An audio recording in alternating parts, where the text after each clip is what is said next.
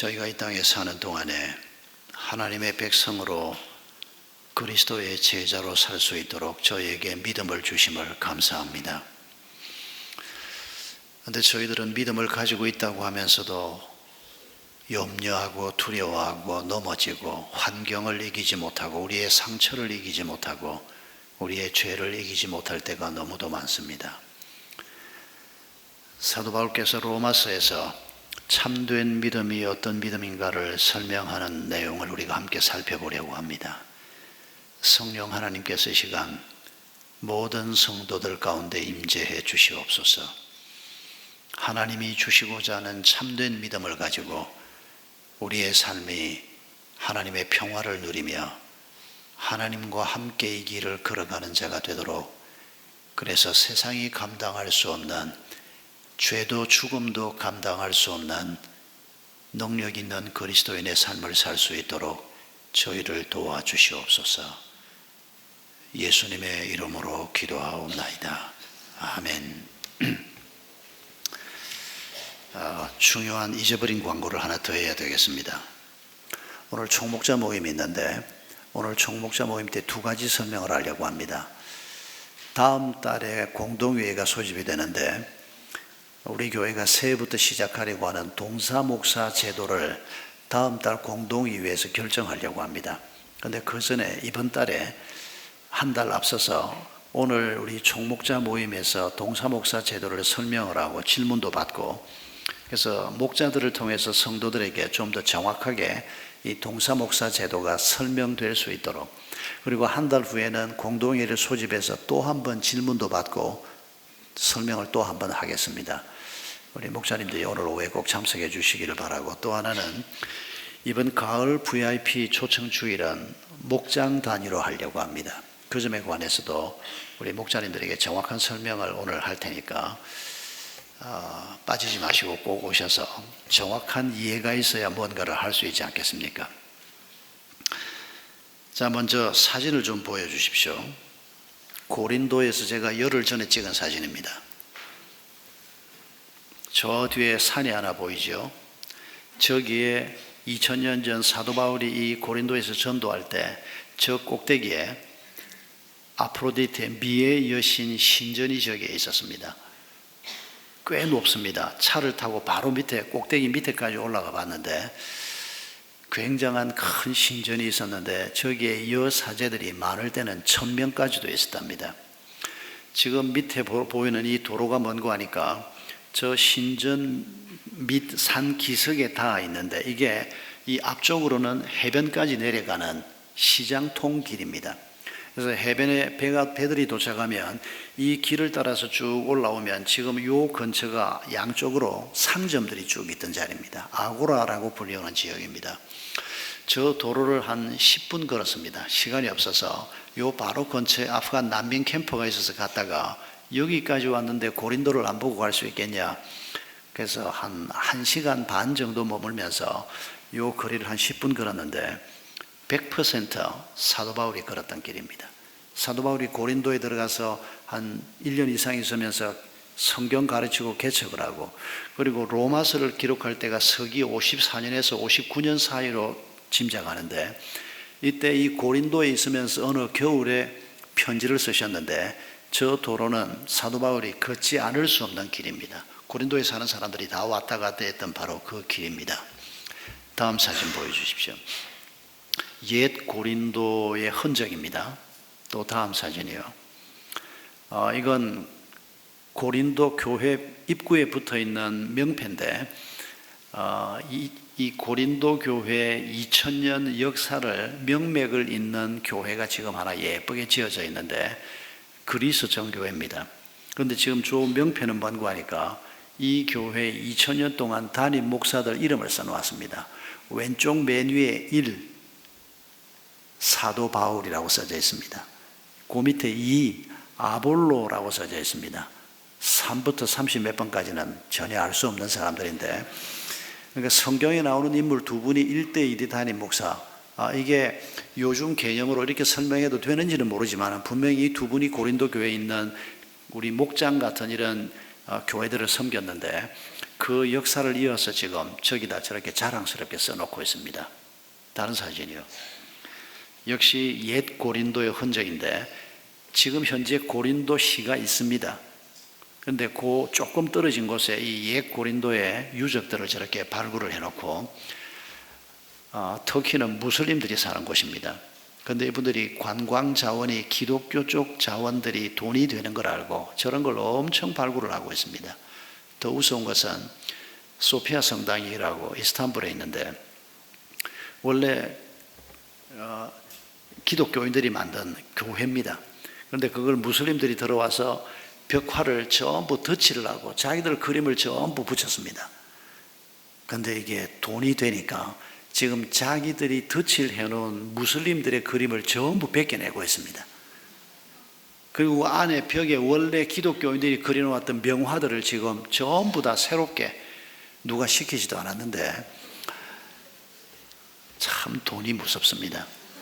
이슬람 사람들도 이 돈 앞에서 꼼짝 못하는 모습을 보는데 저거 찾아놓으면 보러 오는 사람들은 예수 믿는 사람들밖에 없습니다. 예수 믿지 않는 사람들이 고린도에 무슨 관심이 있겠습니까? 그런데 저런 유적들이 꽤 많이 발굴이 되고 있습니다. 다음 사진이요. 이게 아까 멀리 보였던 바로 그 산입니다. 저 꼭대기에 아프로디테 여신 신전이 있고 저 위에 여신상이 고린도를 내려다보면서 고린도의 수호신 역할을 하고 그리고 저기에서 성매매가 이루어졌던 곳입니다. 1000명의 여사제들이 선원들이 이때 당시에 고린도가 60만이 살던 곳입니다. 로마가 100만 살았는데 경주의 역사 기록에 의하면 사람이 가장 많이 살을 때 10만 호가 살았던 적이 있습니다. 그러면 한 집에 6명이 살았으면 60만쯤 살았다는 얘기인데 고린도가 그 정도로 융성했고 엄청난 배들이 왔다 갔다 하고 있는 그리고 선원들이 오면 저 신전으로 올라가는 겁니다. 그리고 거기에서 우상 신전에서 제사를 드리고 성매매를 신전에서 하는 겁니다. 그런 흔적이 지금 그대로 남아있는 곳입니다. 사진이 또 있습니까? 예, 이게 전부입니다.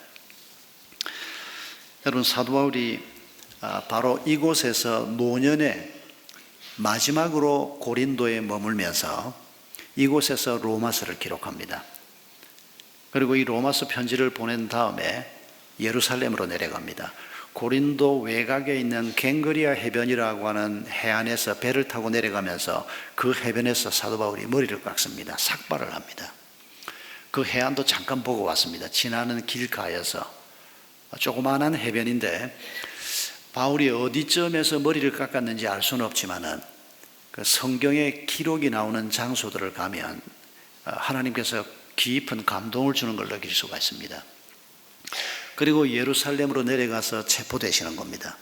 그리고는 죄수의 신분으로 예루살렘에서 로마까지 가는 이 여행을 우리가 사도 바울의 3차 전도 여행이라고 부르는데 이 고린도에서 어느 겨울에 이 편지를 쓰시면서 우리가 지금 2주간 동안 로마서를 읽고 있는데 앞부분에서 사도 바울이 설명하고 있는 핵심 주제가 뭡니까?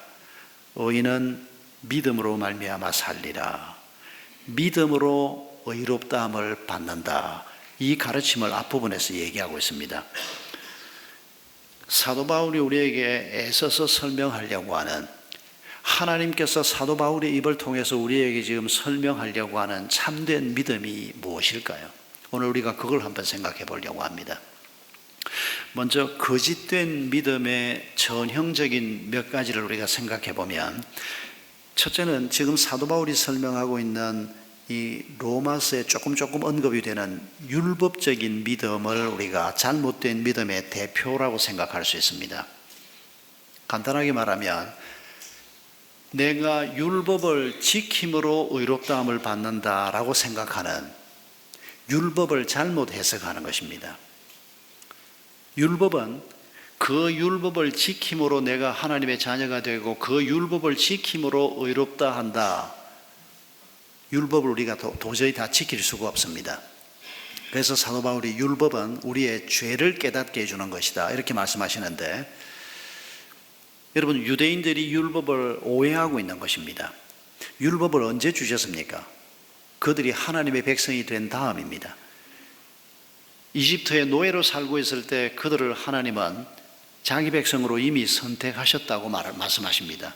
그리고 모세를 통해서 그들을 가나안 땅으로 데리고 가면서 시내산 기슭에 1년 이상 머물게 합니다. 그때 모세를 통해서 하나님이 율법을 주십니다. 율법은 그 율법을 지킴으로 구원을 받는다든지 그 율법을 지킴으로 하나님의 축복을 받는 근거가 아닙니다. 율법은 이미 하나님의 자녀가 된 사람들, 이미 하나님이 모든 축복을 약속한 사람들, 하나님의 자식이니까요. 좀 시원찮아도 부족해도 하나님이 모든 복을 주시기로 작정한 이 사람들에게 너희가 앞으로 이렇게 살아야 한다라고 삶의 지침으로 주신 것이 율법입니다. 그런데 우리가 이 율법을 오해하면 율법적 신앙이라고 하는 이런 잘못된 신앙을 갖게 되는 것입니다. 율법적 신앙과 아주 비슷한 공로주의 신앙이라고 하는 관점이 있습니다. 율법적 신앙과 아주 비슷한데 오늘 우리는 유대인이 아니지 않습니까? 율법을 어릴 때 배운 사람들도 아닙니다. 그런데 유대인들이 율법적인 신앙을 갖는 것과 아주 비슷하게 우리가 공로주의 믿음을 갖게 되는 경우가 많습니다. 내가 예수 그리스도를 믿습니다. 그리고 이제 믿음의 길을 걸어갑니다. 그런데 한 주간 동안 내가 큐티도 열심히 하고 기도도 하고 안 가던 새벽 기도도 하루 가보기도 하고 성질 나도 내가 좀 고함 지르지 않고 좀 부드럽게 말하기도 하고 아이들한테도 성질 좀 안 내고 이렇게 한 주간을 살고 나면 마음이 뿌듯해집니다. 예, 잘 하신 겁니다. 그런데 문제는 거기에서 조금 더 나갑니다. 어떤 식으로 나가는 거 하니까 내가 이렇게 잘했으니까 하나님이 나한테 상 좀 줘야 되는 거 아니야? 내 행함을, 내 공로를 근거로 해서 하나님이 뭔가를 나한테 좀 해줘야 되는 거 아닌가라고 생각하는, 또 내가 교사를 내가 20년을 했는데, 내가 성가대를 20년을 했는데 내가 이렇게 열심히 하면 하나님이 이런 문제쯤은 해결해 줘야 되는 거 아니야? 내 공로를 근거로 해서 하나님의 축복을 기대하는, 이걸 공로적 믿음이라고, 공로주의 믿음이라고 얘기합니다. 이걸 역으로 바꾸어 놓으면 한 주간 동안 큐티도 제대로 못했습니다.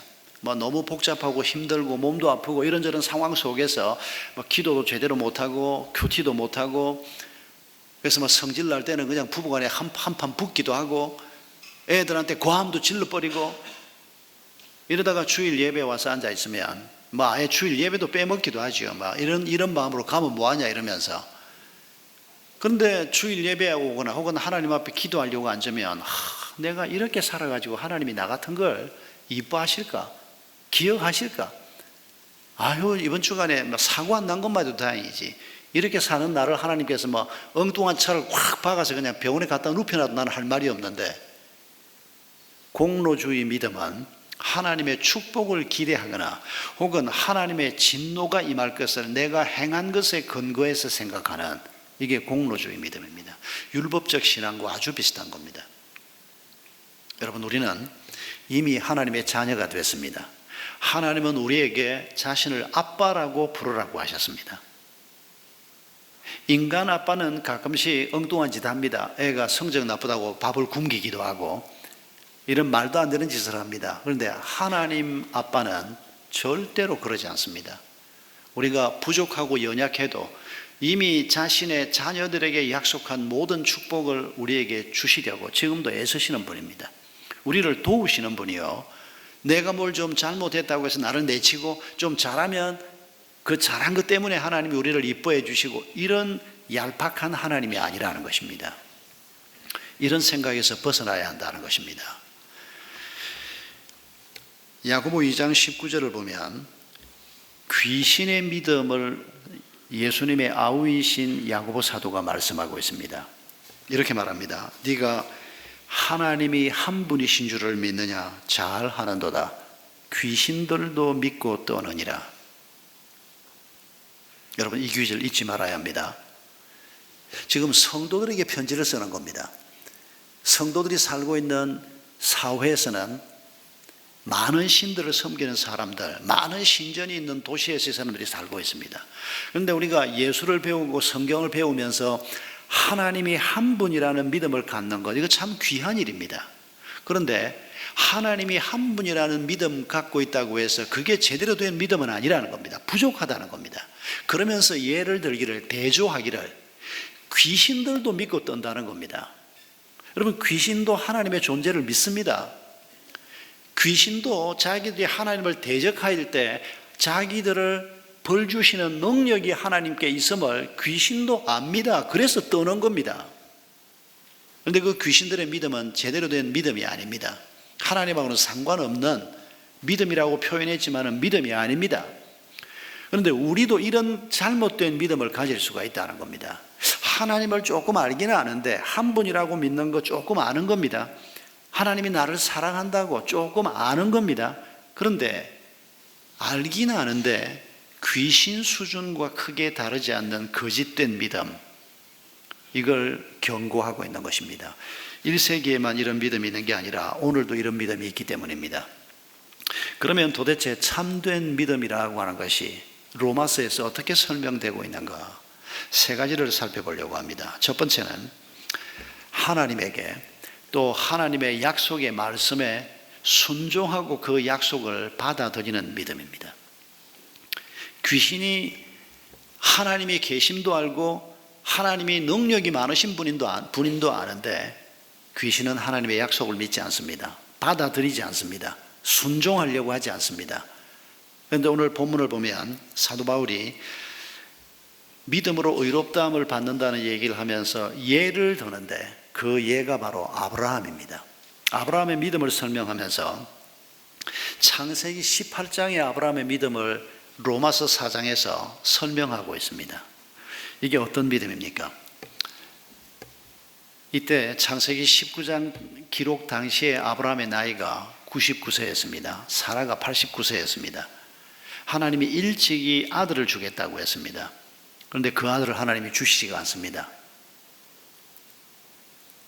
그래서 생각하기를, 아내가 먼저 경수가 끊어지고 자식을 낳을 가능성이 없을 때 아내의 권고로 젊은 여자를 얻어서 자식을 낳아서 후사를 잇게 하자. 그래서 하갈을 첩으로 얻어서 자식을 낳았는데 하나님께서 이스마엘은 너의 후사가 아니다라고 얘기합니다.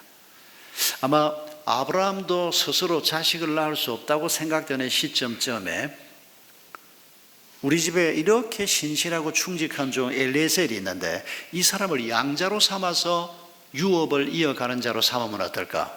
하나님이 그것도 안 된다고 했습니다. 너와 사라 사이에 자식이 태어나도록 하나님께서 하겠다고 약속을 하셨습니다. 그런데 창세기 18장에 새 천사가 방문을 합니다. 좀 빨리 오시든지 99세, 89세 때 와가지고 내년 이맘때쯤 너희들이 아들을 안게 될 것이다 라고 하는 약속을 주십니다. 여러분, 이런 약속 받아보셨습니까? 받았는데도 지금 하나님이 내게 주신 약속이 머리에 떠오르지 않는다면 성경 말씀을 너무 멀리하고 사시는 겁니다. 아니, 나한테 아들을 주신다고 약속했다고. 아니요, 아들은 아니고 딸도 아니고, 우리 집에 딸 하나 얻고 싶어서 딸을 놓고 기도하는 그런 얘기가 아니고, 성경에서 우리에게 약속하신 것이 뭔지 지금 머릿속에 떠오르는 게 있습니까? 지금 하나님이 아브라함에게 약속하신 것처럼 우리에게 약속하신 대표적인 것 중에 어떤 게 있습니까? 원수를 사랑하라. 아마 일주일 동안 생각도 안 해보셨습니까?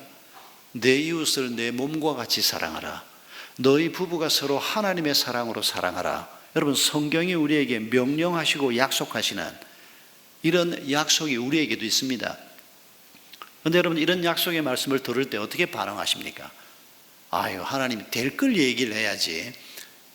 내가 막 총 있으면 쏘아버리고 싶은데 죽이지 않는 것만 해도 내가 겨우 지금 할 수 있는 정도인데 원수를 사랑하라니요. 아니, 뭐 부부가 그냥 뭐 이렇게 살면 되는 거지. 하나님의 사랑으로 예수님이 나를 사랑하신 것처럼 사랑하라니요. 이건 불가능한 일입니다. 이게 우리의 반응이라면 우리는 지금 참된 믿음을 가진 사람들이 아닙니다.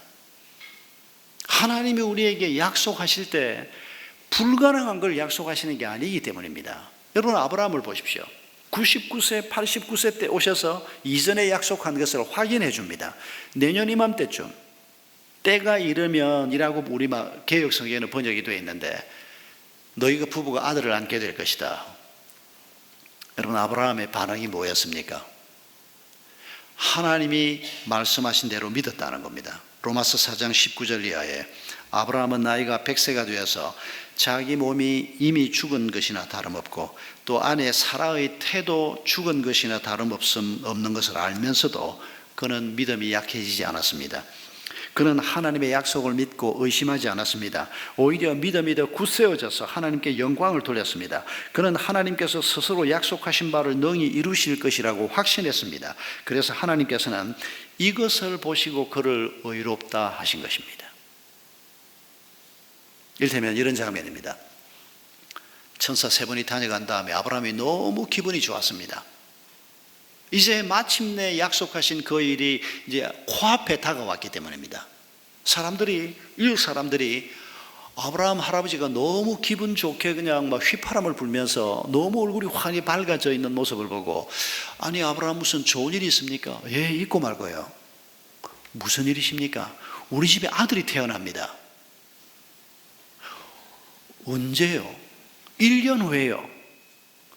누구에게서요? 나하고 사라한테서요. 여러분, 이런 아브라함의 태도를 모습을 한번 상상을 해보십시오. 미쳤다 그러지 않겠습니까? 어떤 목사님은 설교하는데 이렇게 설교하는 걸 제가 들은 적이 있습니다. 옛날에 공기도 맑고 물도 맑고 99세 89세지만은 건강 관리를 잘해가지고 전혀 성경하고는 거리가 먼 얘기입니다. 자식을 낳는 일에 있어서는 두 사람 다 전혀 불가능한 죽은 자 같음을 알고 있습니다. 하나님도 아시고 아브라함도 알고 사라도 압니다. 온 동네 사람도 다 압니다. 그런데 하나님이 말씀하실 때 그것이 이루어질 것을 믿는 믿음, 이것이 참 믿음이라고 지금 말씀하시는 겁니다. 이런 아브라함의 믿음을 예를 들면서 사도 바울이 로마서 4장 23절 이하에서 아브라함이 의롭다함을 받은 것은 아브라함만을 위한 것이 아니고 우리를 위한 것이기도 하다, 이렇게 말하는 것을 기억하십시다. 우리가 예수가 죽은 자 가운데서 살아나시고 그 예수님의 죽음이 내 죄값을 치르시고 그 예수님이 죽은 자 가운데서 살아나신 부활이 내게도 일어날 사건인 것을 우리가 믿는 이 믿음을 우리가 가지고 있을 때 아브라함이 의롭다함을 받는 것이나 우리가 의롭다함을 받는 것이나 똑같은 사건이라고 지금 사도 바울이 말씀하고 있는 것입니다. 어떤 분은 성경이 하도 골치 아픈 얘기를 많이 해서 성경 읽기가 겁난다, 한 목장에 갔더니 그렇게 말하는 분이 있었습니다. 굉장히 진실한 분입니다.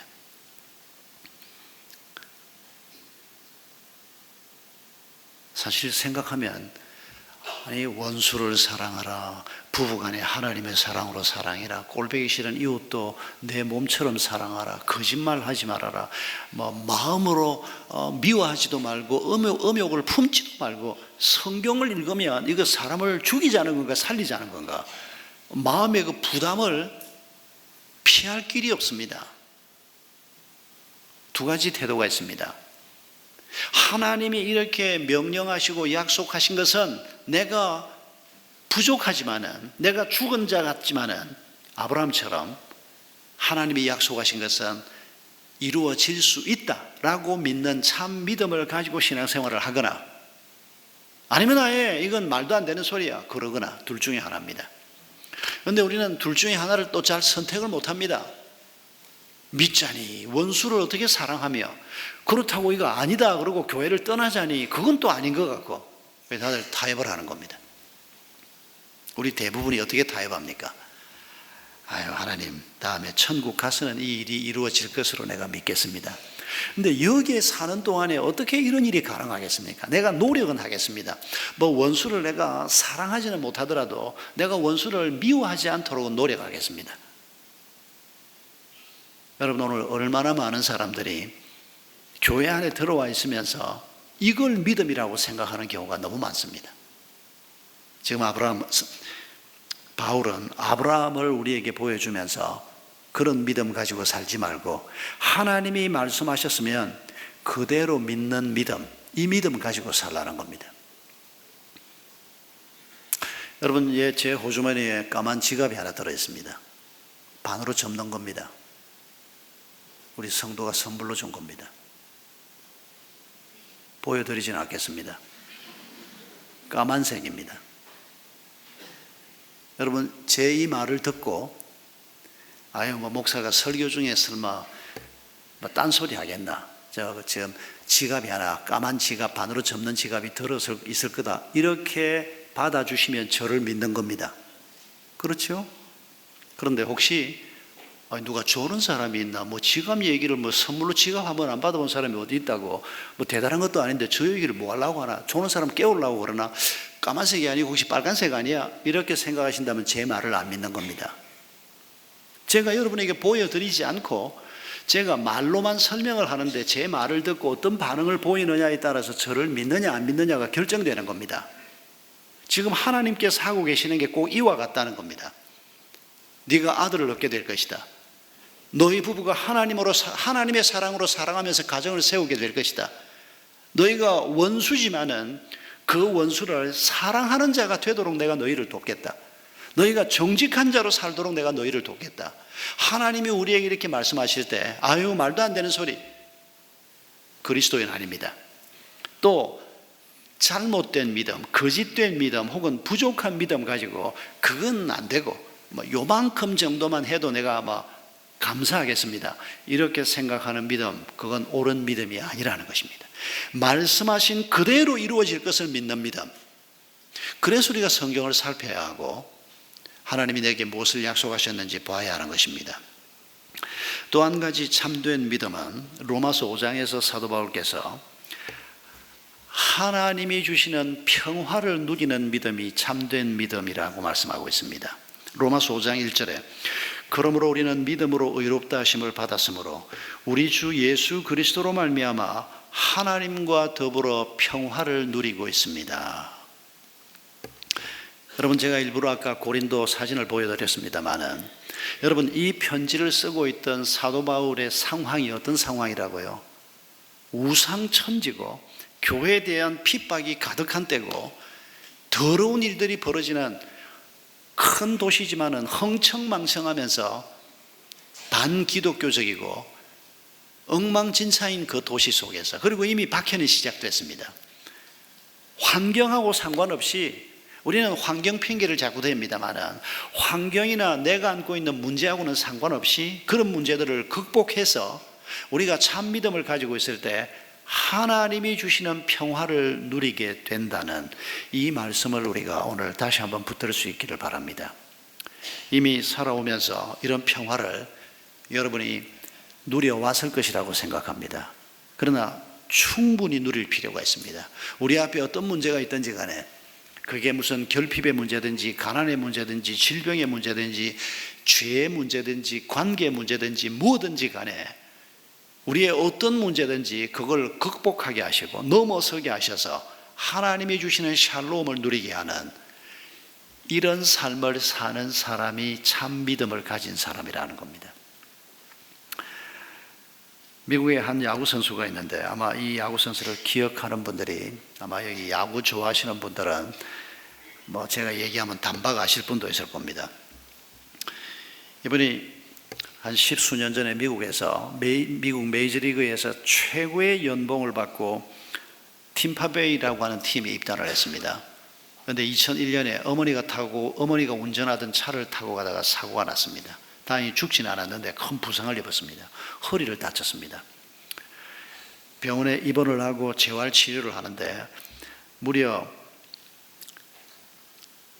8번이나 수술을 했는데도 재활이 되지 않았습니다.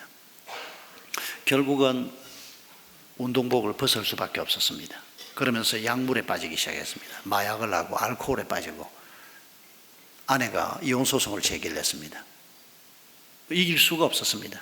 아이를 데리고 다 떠나버리고 혼자가 됐습니다. 이분이 4번이나 자살 시도를 하고 엉망진창이 됐습니다. 한 4년 동안 완전히 폐인이 됐습니다.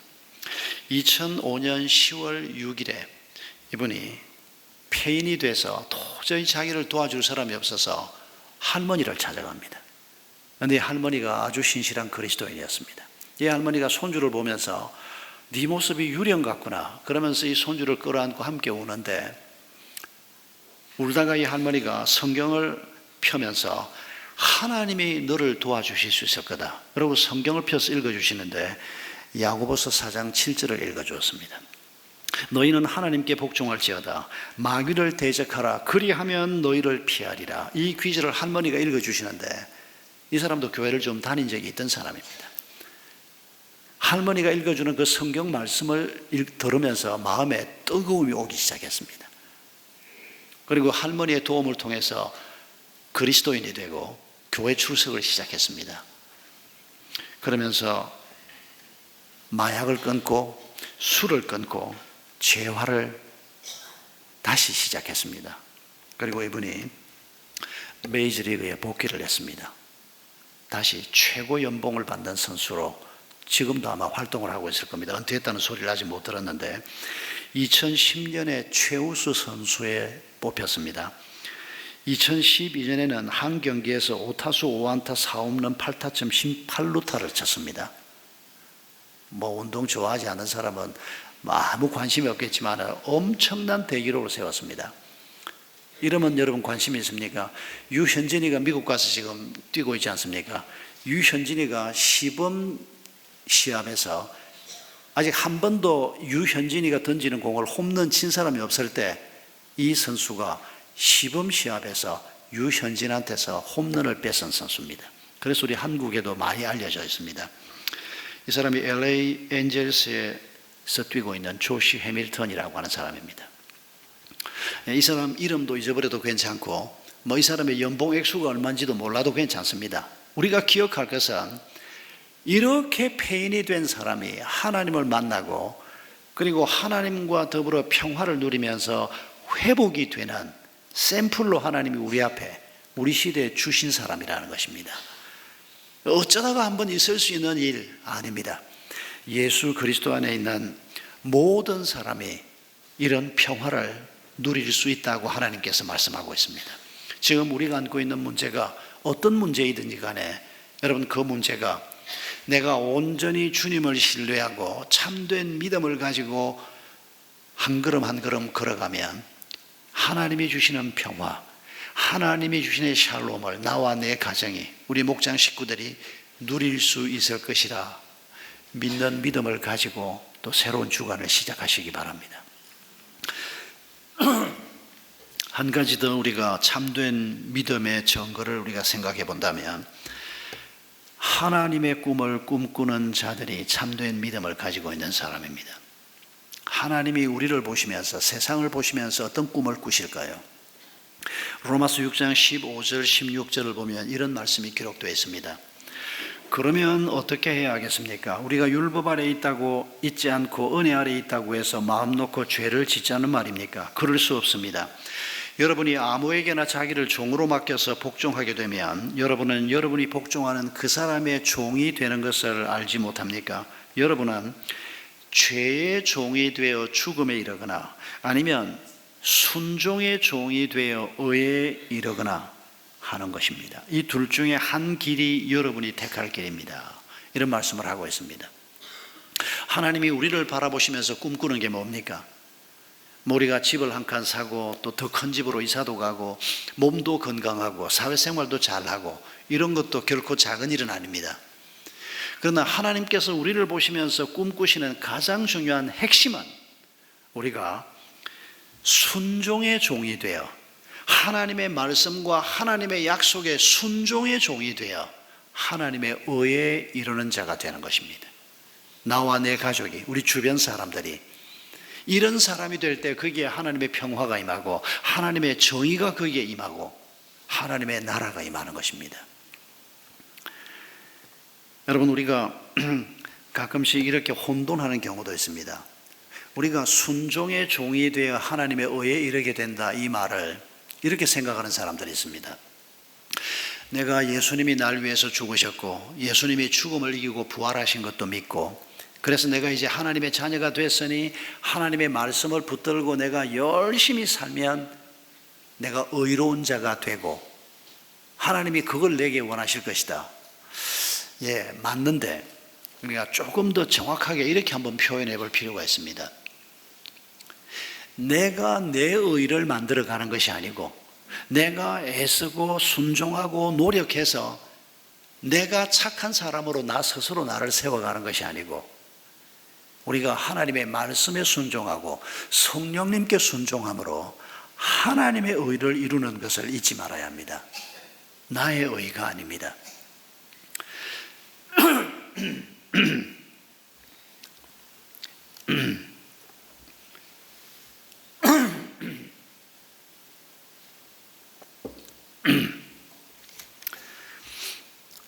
사도 바울이 처음 고린도에 가서 교회를 세울 때 그곳에서 만난 유대인 부부가 있었습니다. 아굴라 브리스길라 부부였습니다. 이 아굴라 브리스길라 부부는 로마에 살다가 로마의 황제가 로마에 있는 유대인들을 추방할 때 쫓겨났습니다. 그래서 여기저기를 떠돌아다니다가 고린도에 왔는데 마침 사도 바울이 고린도에 전도하러 들어간 겁니다. 아굴라 브리스길라 부부가 그때 바울을 만나서 회심한 것으로 짐작됩니다. 어떤 분들은 그 전에 이미 회심했다고 생각하는 분도 있는데 아무튼 그때 49년 50년 무렵에 사도 바울하고 브리스길라 아굴라 부부가 만나는데 그리고 조금 시간이 지난 후에 황제가 로마의 유대인들이 살아도 좋다고 해서 이 아굴라 브리스길라 부부가 고린도에 바울하고 같이 있다가 교회를 세우다가 또 열심히 섬기다가 로마로 돌아갑니다. 왜 로마로 갔을까? 사도 바울이 그 로마 교회에 지금 편지를 쓰고 있지 않습니까? 이 편지를 쓰는 몇 가지 이유 중에 하나가 뭔고 하니까 편지에 직접 나옵니다만 로마서 뒷부분에 내가 앞으로 로마를 방문하겠다. 여러분들이 나를 스페인으로 보내달라. 스바나로 보내달라. 이런 편지 내용이 있는데 아굴라 부부를 다시 로마로 보낸 것은 혹시 사도 바울이 로마 교회의 도움을 받아서 스페인 선교를 하기 위해서 이 사람들을 보내지 않았을까 이렇게 추측되는 부분입니다. 브리스길라 아굴라 부부는 아주 헌신된 사역자 수준의 사람들이었기 때문입니다. 여러분 사도 바울이 왜 스페인으로 가려고 하고 왜 이 도시 저 도시를 이렇게 떠돌아다니면서 사람들에게 예수 그리스도를 전합니까? 그들이 순종의 종이 되어 하나님의 의에 이르게 되고 하나님이 주시는 평화를 누리게 되고 자신의 어떤 문제도 극복하는 사람으로 사는 하나님의 교회가 되게 하기 위해서입니다. 바울이 가지고 있는 꿈이 바로 하나님의 꿈입니다. 여러분 지금 이 순간 우리 자신들에게 질문해 보십시다. 하나님이 이 땅의 모든 사람들이 이런 의에 이르게 되는 하나님을 닮은 자가 되게 하고자 하는 이 하나님의 꿈에 대해서 당신이 가지고 있는 생각은 뭡니까? 너무 바빠가지고 그냥 나는 예수 믿은 지도 얼마 안 됐고 그런 거는 박 목사 당신이나 생각하고 목자쯤 되면 모를까 내가 뭐 그런 것까지 내가 생각하고 살아야 돼. 여러분 그렇게 생각하시는 분이 있다면 당신은 그리스도와 상관없는 자입니다. 모든 그리스도인들이 참된 믿음을 가지고 하나님과 함께 꿈꾸는 자가 되기를 원합니다. 내가 아이를 키워도 세상 사람들이 아이를 키우는 것처럼 키우는 게 아니고 이 아이를 키우는 목표가 이 아이가 어떻게 해서든지 하나님의 의에 이르는 자가 되고 하나님의 사람이 되게 하는 부부가 함께 살면서 어떻게 해서든지 근사한 집 사서 남부럽지 않게 사는 이런 정도의 작은 꿈을 가지고 사는 게 아니고 우리 부부가 세우는 가정이 영광스러운 하나님의 에클레시아가 되는 꿈. 여러분 이게 바로 하나님이 우리를 바라보시면서 가지고 있는 꿈입니다. 여러분 지난 한 주간을 살면서 우리가 어떤 꿈을 마음속에 품고 있었습니까? 너무 작은 꿈 가지고 사는 거 아닙니까? 너무 현실적이고 물질적인 꿈을 가지고 있는 거 아닙니까? 필요한 우리의 작은 꿈들도 분명히 이루어야 할 것입니다. 그러나 사도 바울이 온 힘을 다해서 지금 다시 또 로마를 향해서 가고 있는 이분을 기억하면서 그리고 하나님의 꿈을 기억하면서 내가 내 가정에서 가족들과 함께 또 내 이웃들을 바라보면서 우리 목장 식구들과 함께 하나님의 의에 모든 사람들이 이르게 되는 이런 꿈을 우리가 함께 꿀 수 있다면 하나님께서는 그런 우리를 보시고 기뻐하실 것입니다. 빌리라고 하는 아이가 있었습니다. 토니 캠펄로라고 하는 목사님이 쓴 회복이라고 하는 책에 나오는 아주 감동적인 실화인데, 이 빌리가 여동생 앤이 초등학교에 입학을 했을 때 여동생이 병이 있었습니다. 휠체어를 타고 학교에 와야 했습니다. 이 빌리가 동생이 휠체어를 끌고 학교를 열심히 다녔습니다. 여동생을 굉장히 아꼈습니다. 그리고 동생을 힘들게 하는 사람이 있으면 맞서서 싸우기도 하고 동생의 수호천사 역할을 했습니다. 그런데 빌리가 4학년 때 동생이 병으로 결국 세상을 떠나게 됩니다. 교회를 다니고 있던 아이였습니다. 하나님께 동생을 병 낫게 해달라고 살려달라고 기도도 했는데 결국 동생이 죽고 난 다음에 이 빌리가 공황 상태에 빠졌습니다. 그러면서 이 아이가 변해가기 시작하는데 완전히 사고뭉치가 되고 말았습니다. 마음속에 동생을 잃은 슬픔 때문에. 그러면서 나타나는 행동은 거칠고 폭력적이고 사고뭉치가 되고 말았습니다. 학교에서 그 착하던 아이가 어떻게 저렇게 동생이 죽었다고 저렇게 사고뭉치가 될까? 그런데 아무도 손을 대지를 못했습니다. 그런데 이 아이가 중학교 1학년이 됐습니다. 7학년이 됐습니다. 새롭게 학년이 편성이 됐는데 스미스라고 하는 선생님이 담임 선생님이 됐습니다. 이 선생님이 자기가 맡은 아이들의 이 생활 기록부를 보는데 이 빌리가 눈에 띄었습니다. 이 아이가 4학년 때까지 아주 모범적이고 착하고 여동생을 잘 돌보던 아이였는데 그 동생이 죽고 난 다음에 지난 한 3년 동안 아이가 걷잡을 수 없이 폭력적이 되고 사고뭉치가 돼버린 이 기록들을 읽으면서 이 아이를 어떻게 도울까 생각했습니다. 그리고 며칠 후에 아이를 불렀습니다. 빌리가 담임 선생님이 자기를 부르니까 늘 선생님들한테 야단만 맞고 지금 학교를 다니고 있는데 좀 두려웠습니다. 새로 오신 선생님도 또 나한테 야단을 칠 건가? 빌리가 앉으니까 선생님이 생활 기록부를 펴면서 이렇게 말했습니다. 빌리, 내가 네 선생님이 되고 나서 이 생활 기록부를 읽어보니까 여기에 너 나쁜 점 온갖 걸 다 기록을 해놓았구나. 빌리가 가슴이 덜컹했습니다. 그런데 이 선생님 그 다음 말이 기가 막힌 말이었습니다. 이 선생님이 그 기록부를 들더니 아이 앞에서 빡빡 찢었습니다. 그러면서 말하기를 네가 옛날에 이런 나쁜 짓 했던 것 나는 다 잊어버리겠다. 네가 동생을 잃고 네 마음속에 슬픔을 감당하지 못해서 그렇게 했던 거 다 잊어버리겠다. 하나님도 다 잊어주실 거다. 이제 새로 시작해보자. 그러고는 아이 보는 앞에서 그 생활 기록부를 전부 빡빡 찢었습니다. 아마 그 양반 교장 선생님한테 야단 깨나 맞았을 겁니다. 그리고 또 다시 쓴다고 고생도 했을 겁니다. 아이 앞에서 의도적으로 그렇게 한 겁니다. 이 아이가 충격을 받았습니다. 자기 마음을 이해해 주는 선생님, 그리고 자기에 대해서 기대해 주는 선생님을 보면서 이 아이가 변화가 오기 시작했습니다. 주일학교에서 선생님이, 교회 학교에서 선생님이 반 아이들을 가르치면서 이런 질문을 했습니다. 너희들 중에 예수님 닮은 사람을 본 적이 있니? 그러니까 빌리가 손을 들었습니다. 빌리, 네 주변에 누가 예수님 닮은 사람이니? 그러니까 우리 학교에 내 담임 선생님 스미스 선생님이에요. 여러분, 어린 아이지만은 4학년 7학년 아직 어린 아이지만은 이 아이가 선생님의 도움을 통해서 우리 저 선생님의 모습이 바로 예수님의 모습이구나. 나의 모든 것들을 다 씻어버리고 새롭게 내 삶을 살 수 있도록 나를 용서하시고 기대하시고. 여러분, 이게 바로 빌리가 발견했던, 선생님을 통해서 발견했던, 그리고 예수님을 닮은 분이 바로 우리 담임 선생님입니다. 이렇게 고백했던 고백 속에 들어있는 내용입니다. 여러분, 이것이 우리를 향한 하나님의 꿈입니다. 우리 한 사람 한 사람이 바로 이런 사람이 되기를 원하는 것입니다. 그렇게 해서 하나님의 평화를 누리고 하나님과 함께 우리의 남은 길을 이 땅에서 어떤 것에도 굴하지 않고 흔들리지 않고 우리의 길을 걸어가는 바로 이런 축복을 하나님께서 기대하시는 것입니다. 여러분, 우리가 부족한 믿음을 가지고 있을 수밖에 없습니다. 그러나 우리가 하나님의 약속의 말씀 앞에서 날마다 그 약속의 말씀을 하나님이 약속하셨으므로 이 약속의 말씀은 이루어지고야 만다. 이런 온전한 순종의 마음, 하나님의 약속을 온전히 받아들이는 참 믿음 가지고 우리의 길을 걸어가십시다.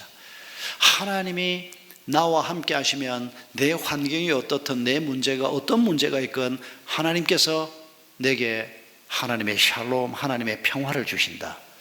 여러분, 말로만이 아니고 이번 주간에 우리 생활 속에서 이 평화를 직접 맛보시는 축복이 있기를 바랍니다. 그리고 우리를 바라보시면서 하나님께서 우리가 이런 사람이 됐으면 좋겠다, 이런 꿈을 가지고 계시는 것을 기억하십시다.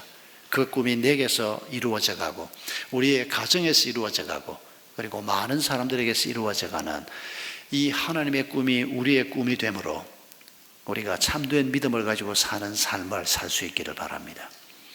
이런 하나님의 뜻이 2000년 전에 바울을 통해서, 고린도 교회 성도들을 통해서, 로마 교회 성도들을 통해서 이루어졌습니다. 그리고 오늘 우리를 통해서 이 하나님의 뜻이 이루어지기를 하나님은 기대하고 계십니다. 우리 함께 찬송하겠습니다. 불편하지 않으시면 자리에서 일어서셔서 하늘에 계신 우리 아버지 함께 찬송합니다.